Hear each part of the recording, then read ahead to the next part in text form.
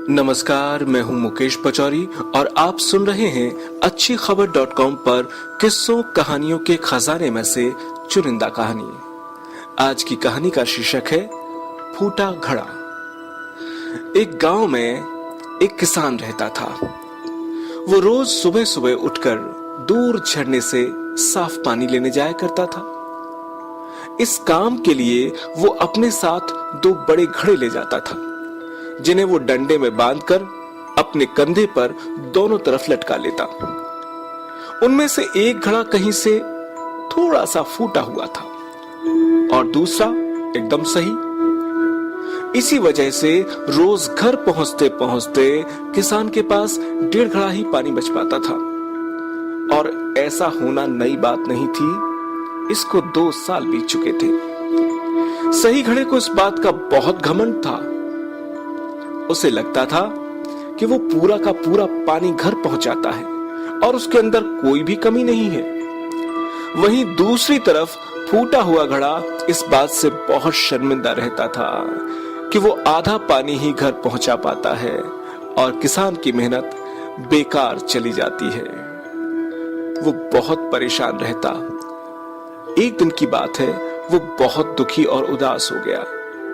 जब परेशानी हद से बढ़ गई तो उसने फैसला किया कि वो किसान से माफी मांगेगा।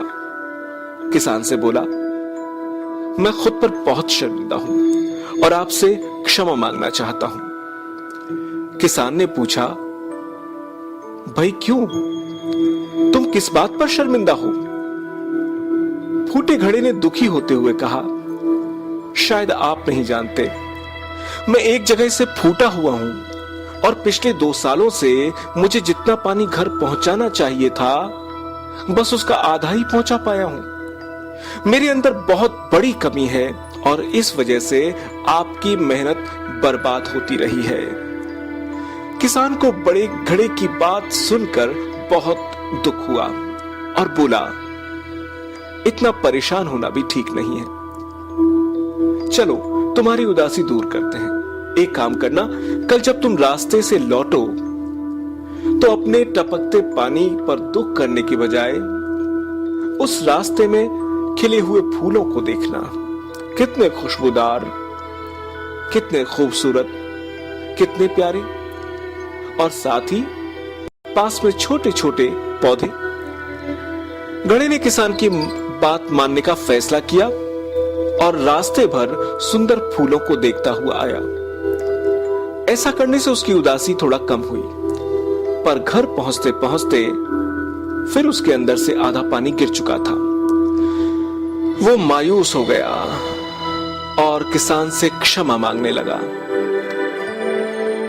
किसान बोला, शायद तुमने ध्यान नहीं दिया, रास्ते में जितने भी फूल थे बस तुम्हारी तरफ ही थे। सही घड़े की तरफ एक भी फूल नहीं था।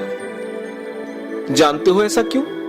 ऐसा इसलिए क्योंकि मैं हमेशा से तुम्हारे अंदर की कमी को जानता था और मैंने उसका लाभ उठाया।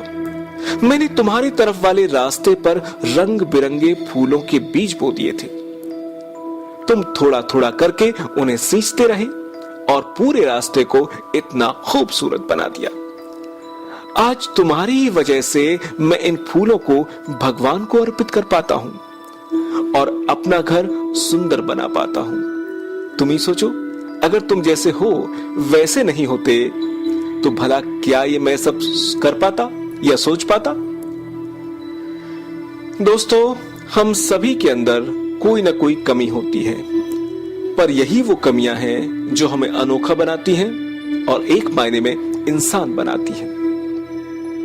उस किसान की तरह हमें भी हर किसी को जैसा है वैसा ही स्वीकार करना चाहिए और उसकी अच्छाई की तरफ ध्यान देना चाहिए। और जब हम ऐसा करेंगे तब फूटा घड़ा भी अच्छे घड़े से मूल्यवान हो जाएगा। अगर आपको यह कहानी पसंद आई हो तो इसे अपने बच्चों और परिजनों को जरूर सुनाएं। हमें सब्सक्राइब करें और सुनते रहें जीवन को सकारात्मक बनाने वाली ये छोटी छोटी प्यारी प्यारी प्रेरणादायक कहानियां। हम तक पहुंचने के लिए आप हमारे फेसबुक फैन पेज या गूगल प्लस पेज से भी जुड़ सकते हैं। जब हमारी नजर अच्छी और सच्ची होती है तो सब अच्छा होता जाता है। कल फिर हाजिर होंगे एक नई और प्रेरक अनमोल कहानी के साथ। अपना कीमती समय देने के लिए बहुत बहुत धन्यवाद।